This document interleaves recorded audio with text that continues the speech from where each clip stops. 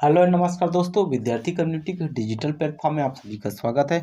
हम लोग जो है सीजीपीएससी और एडीओ को टारगेट में लेकर इसका जो होती है एमसीक्यू सीरीज चला रहे हैं। अभी जो होती है सीजीपीएससी को ज़्यादा टारगेट में लिया जा रहा है। फिर जस्ट जो होती है इसके बाद 15 जो फरवरी से एडीओ की क्लास जो होती है निरंतर स्टार्ट हो जाएगी, वो भी फ्री ऑफ कास्ट। तो चलिए आज का सेशन हम स्टार्ट करते हैं। आज जो है पंचायती राज की हमारी तीसरी क्लास है। इससे पहले 2 क्लास जो होती है पंचायती राज से संबंधित अपलोड कर दी गई है। ठीक है, चलिए हम आगे बढ़ते हैं। आज का हमारा पहला क्वेश्चन है, छत्तीसगढ़ पंचायती राज अधिनियम के अधिनियम के अंतर्गत ग्राम सभा को परिभाषित किया गया है। सभा के अंतर्गत जो होती है किसे परिभाषित किया गया है, चलिए बताइए। ग्राम पंचायत के क्षेत्र के भीतर किसी राजस्व ग्राम से संबंधित निर्वाचन नामावली में रजिस्ट्री व्यक्ति से मिलकर बना हुआ निकाय है। या फिर जो होती ग्राम पंचायत के क्षेत्र, आपको किसके बारे में बताया, ग्राम सभा के बारे में ना। ग्राम सभा की क्या परिभाषा दी गई है ये आप लोगों को बताना है। चलिए ठीक है। दूसरा है, ग्राम पंचायत क्षेत्र के भीतर किसी साधारण ग्राम से संबंधित निर्वाचन नामावली में रजिस्ट्रीकृत व्यक्तियों से मिलकर बनाने का है। ग्राम पंचायत के भीतर किसी राजस्व ग्राम या वन ग्राम से संबंधित निर्वाचित नामावली में रजिस्ट्रित व्यक्तियों से मिलकर बनाने का है। और अगला दिया हुआ है, ग्राम पंचायत क्षेत्र के भीतर किसी वन ग्राम से संबंधित निर्वाचन नामावली में रजिस्ट्रीकृत व्यक्तियों से मिलकर बना निकाय है। तो इसका जो अगर हम सही देखें ना, तो ये आपका ऑप्शन सी है, राजस्व ग्राम और वन ग्राम से संबंधित निर्वाचन नामावली से में जो होता है रजिस्ट्रीकृत जो व्यक्तियों से मिलकर जो होती है ये ग्राम पंचायत या फिर जो होती है ग्राम सभा जो होती है वो बनती है। तो आपके ऑप्शन सी जो होती है इसका सही आंसर हो जाएगा। ठीक है, चलिए अगला देखते हैं हम। यदि ग्राम सभा के सम्मेलन में गणपूर्ति न हो तो जो होती निम्नलिखित में से कौन सा विचार जो होती वो नहीं किया जाएगा। वार्षिक कार्य योजना, हितग्राहियों का चयन, बजट, प्रशासनिक रिपोर्ट या जो होती है नए करों पर जो होती है चर्चा। चलिए बताइए कौन सा जो होती है इसका सही आंसर होगा। तो अगर जो होती है यदि ग्राम पंचायत के सम्मेलन में गणपूर्ति न हो तो जो होती है ना वार्षिक कार्य योजना, हितग्राहियों का चयन और जो होती है वार्षिक बजट, इन पर जो होती है चर्चा नहीं की जा सकती। तो आपके ऑप्शन बी जो होती है वो इसका करेक्ट आंसर हो जाएगा। ठीक है, चलिए नेक्स्ट देखते हैं। अगला है हमारा, ग्राम सभा के वार्षिक सम्मेलन में निम्नलिखित में से किन विषयों पर चर्चा होती है। लेखाओं के परीक्षण में, पिछले वित्तीय वर्ष के प्रशासनिक रिपोर्ट में, आगामी वित्तीय वर्ष के प्रशासनिक प्रस्तावित कार्यक्रम में, ग्राम पंचायत का जो होती है वार्षिक बजट यानी अगले वित्तीय वर्ष के लिए जो होती है।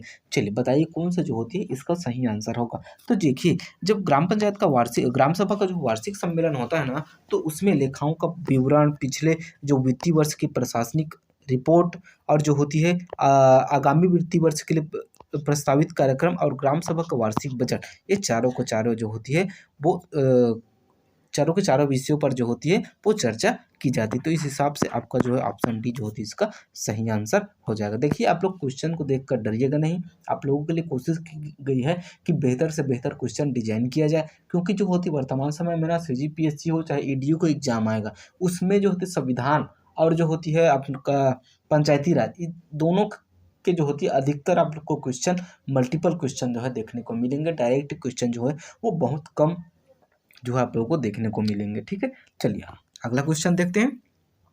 मान लीजिए कोई व्यक्ति पंच और सरपंच दोनों चुनाव में एक साथ जीत जाता है। वह निर्वाचित होने की तारीख से 10 दिन के भीतर कलेक्टर की सूचना नहीं देता है, तो वह जो होते कौन से पद पर बना रहना चाहता है, तो क्या होगा। ठीक है, बताइए। वह यह जो होती है केवल पंच बना रहेगा, वह सरपंच बना रहेगा, वह सरपंच दोनों का जो होती है कार्य संभालेगा, या फिर वह ना तो पंच रहेगा और ना ही सरपंच। तो इसका अगर जो होती है ना कोई भी व्यक्ति जो सरपंच और पंच दोनों का जो है निर्वाचन के चुनाव में अगर जीत हासिल कर लेता है ना, तो और 10 दिन के भीतर वह कलेक्टर को सूचना नहीं देता है, तो उनके पंच का पद जो होती है ऑटोमेटिकली जो होती है समाप्त हो जाता है। वह केवल जो होती है सरपंच बना रह सकता है। ठीक है, तो ऑप्शन आपके बी जो होती है इसका सही आंसर हो जाएगा। ठीक, चलिए नेक्स्ट देखते हैं। अगला है हमारा, निम्नलिखित में से कौन सा कथन सत्य है। एक ग्राम पंचायत में न्यूनतम 10 पंच होना जरूरी है। एक जो होती ग्राम पंचायत में अधिकतम 20 जो पंच हो सकते हैं। अगला है दिया है, कोई एक व्यक्ति अधिकतम 2 वार्डों से पंच का चुनाव लड़ सकता है। अगला दिया हुआ है, पंच का चुनाव लड़ने के लिए व्यक्ति को उसी संबंधित वार्ड की जो होती निर्वाचन तालिका में नाम होना जरूरी है जिस वार्ड से जो होती है वह चुनाव लड़ना चाह रहा है। अगला जो है पंच का चुनाव लड़ने के लिए व्यक्ति का नाम संबंधित ग्राम पंचायत की निर्वाचन तालिका में होना चाहिए। वह चुनाव उस ग्राम पंचायत के भीतर आने वाले किसी भी वार्ड से जो है चुनाव लड़ सकता है। चलिए बताइए कौन सा आंसर जो है आपका सही हो सकता है। अगर हम देखें ना तो एक ग्राम पंचायत में न्यूनतम 10 पंच हो सकते हैं, बिल्कुल सही है। और एक ग्राम पंचायत में अधिकतम कितने पंच हो सकते हैं? 20। 10 से 20, 10 न्यूनतम है, 20 जो है अधिकतम है। ऐसा कोई व्यक्ति 2 वार्ड से सरपंच का चुनाव नहीं लड़ सकता है। जो होती पंच का चुनाव लड़ने के लिए जो होती व्यक्ति को उसी वार्ड से जो होती है, यानी कि अगर एक ग्राम पंचायत है ना, तो व्यक्ति अगर और यहाँ जो होती है अगर 15 जो होती है वह वार्ड है, तो व्यक्ति जो होती है सरपंच के लिए जब खड़ा होगा ना, तो ये ज़रूरी नहीं है कि वह जो होती है इस वार्ड से अगर लड़ रहा है तो इसका जो नाम है वो निर्वाचन नामावली में इसी वार्ड में हो। अगर उसका नाम यहाँ है तो वो जो है इस वार्ड से भी चुनाव लड़ सकता है, लेकिन शर्त ये है कि एक व्यक्ति एक ही वार्ड से जो है वो चुनाव लड़ सकता है। ठीक है, तो इस हिसाब से अगर देखें तो आपके ऑप्शन 2 और 1, 2 और जो होती 5 सही है, 3 और 4 जो है वो गलत है। ठीक है, देखिए आप लोग वीडियो को बिना स्किप किए लास्ट तक देखिए, आपको पूरा कंसेप्ट क्लियर हो जाएगा। ठीक, चलिए नेक्स्ट क्वेश्चन है, निम्न में से कौन सा कथन सत्य है वो आप लोगों को बताना है। पंच व सरपंच के चुनाव लड़ने के बाद उपखंड अधिकारी जल्द से जल्द उप सरपंच के निर्वाचन के लिए जो होती ग्राम पंचायत का जो होती है सम्मेलन बुलाएगा। पंच व सरपंच के चुनाव के बाद तहसीलदार जो है जल्द से जल्द उप सरपंच के चुनाव के लिए जो होती है ना वो ग्राम पंचायत का सम्मेलन बुलाएगा। अगला है यह सम्मेलन ग्राम पंचायत का प्रथम सम्मेलन होगा और जो है पंचायत इसी सम्मेलन की तारीख से जो है 5 वर्ष की कार्य के लिए जो होती है कार्य करेगी। अगला दिया है वह पंच जो उप सरपंच पद के लिए खड़ा है वह स्वयं उप सरपंच के जो मतदान होगा उसमें जो होती है वह मत नहीं देता है। अगला दिया हुआ है सरपंच को उप सरपंच के निर्वाचन में मत देने का अधिकार नहीं है। चलिए बताइए कौन सा कथन सत्य है, ये आप लोगों को बताना है। ठीक है, तो अगर हम क्वेश्चन को देखें ना तो मैं इसी प्रकार से डिजाइन किया हूँ कि आप लोग कंफ्यूज हो जाओ, तो आपको जो है बहुत ही देख कर जो होती है इसका आंसर बताना है। ठीक है, चलिए बनाने की कोशिश कीजिए आप लोग। चलिए बनाने की कोशिश करते हैं।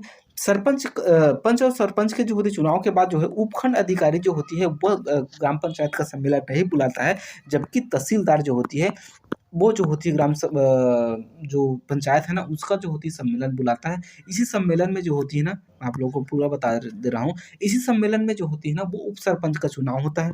उप सरपंच का जो होती है क्या होता है, सरपंच का जो होती है वो चुनाव होता है। उप सरपंच के चुनाव में जो होती है सरपंच भी जो होती है एक पंच के रूप में वोट देता है। ठीक है, उप सरपंच अपने पद के लिए जो होती है वोट दे सकता है। ठीक है, तो इस हिसाब से देखें तो सरपंच जो होती है वो वोट नहीं देता है दिया हुआ है, तो ये गलत हो जाएगा। यहाँ भी दिया गया है कि उप सरपंच अपने ही चुनाव में जो मत नहीं दे सकता बोल रहे हैं, तो ये भी गलत हो जाएगा। यह सम्मेलन जो होती है सम्मेलन पंचायत का जो होता है प्रथम सम्मेलन नहीं होता है, जबकि जो होती है उप सरपंच के चुनाव के पश्चात जब तहसीलदार के सम्मेलन बुलाने के पश्चात जब जो होती है उप सरपंच का चुनाव हो जाता है, तब फिर जो होती है सचिव ग्राम पंचायत का सचिव जो होती है प्रथम सम्मेलन बुलाता है। उसी दिन से जो होती है पंचायत का कार्यकाल को गिना जाता है। उससे जो होती उसी जो कार्यकाल है वो है आपका प्रथम सम्मेलन कहा जाता है। इसी प्रथम सम्मेलन से अगले 5 वर्ष के लिए जो होती है वह ग्राम पंचायत जो होती है वह कार्य करती है। तो इस हिसाब से अगर देखें तो आपके ऑप्शन 2 सिर्फ सही हैं, बाकी 1, 3, 4 और 5 सभी गलत हैं। ठीक है, आप लोगों को क्यों गलत है ये भी मैं बता दिया और क्या क्या प्रावधान है ये भी बता दिया। अगर आप लोगों को वीडियो अच्छा लग रहा होगा तो लाइक और सब्सक्राइब करते चलिएगा। ठीक, चलिए नेक्स्ट देखते हैं। निम्न में से किन किन विधियों से जो होती किसी ग्राम पंचायत के सरपंच को उसके पद से हटाया जा सकता है। अविश्वास प्रस्ताव से, प्रत्यावर्तन के द्वारा, यदि वह अपने कर्तव्यों का निर्वहन ठीक से नहीं कर पा रहा है तो उपखंड अधिकारी द्वारा जो होती है उसे पद से हटाया जा सकता है। यदि वह कुछ ऐसा कार्य कर रहे हैं जिससे स्त्रियों के सम्मान में प्रतिकूल प्रभाव पड़ता है तो उसे जो होती है राज्य सरकार द्वारा पद से हटाया जा सकता है। चलिए बताइए कौन सा जो होती है आपके ऑप्शन सही हो सकते हैं। तो जो होती किसी भी जो ग्राम पंचायत के सरपंच है ना उसे अविश्वास प्रस्ताव द्वारा हटाए जा सकते हैं। प्रत्यावर्तन जिसे रिकॉल कहा जाता है उसके द्वारा भी हटाए जा सकते हैं। राजस्व अधिकारी उपखंड जो होती है ना वो भी उसे हटा सकता है। अगर कोई भी व्यक्ति सरपंच जो होती है महिलाओं के विरुद्ध ऐसा कोई कृत्य कर रहा है तो जो होती है राज्य सरकार उसे जो होती है उसके पद से हटा सकता है। तो आपके ऑप्शन डी जो होती है इसका सही आंसर हो जाएगा। ठीक, चलिए नेक्स्ट देखते हैं। सरपंच के खिलाफ अविश्वास प्रस्ताव के संबंध में निम्नलिखित में से कौन सा कथन सत्य है, ये आप लोगों को बताना है। जब तक किसी सरपंच को पद धारण किए हुए 1 साल नहीं हो जाता, उसके खिलाफ जो होती है यह प्रस्ताव, कौन सा प्रस्ताव, अविश्वास प्रस्ताव नहीं लाया जा सकता। अगला दिया हुआ है, सरपंच के कार्यकाल के अंतिम 6 माह तक जो होती है कोई प्रस्ताव जो होती है नहीं लाया जा सकता, यानी कि अविश्वास प्रस्ताव। किसी सरपंच की जो होती है संपूर्ण कार्यकाल में केवल एक बार ही जो होती है यह प्रस्ताव लाया जा सकता है। इस प्रस्ताव के पारित होने पर जो होती है वह अब उसकी अपील कलेक्टर के पास कर सकती है।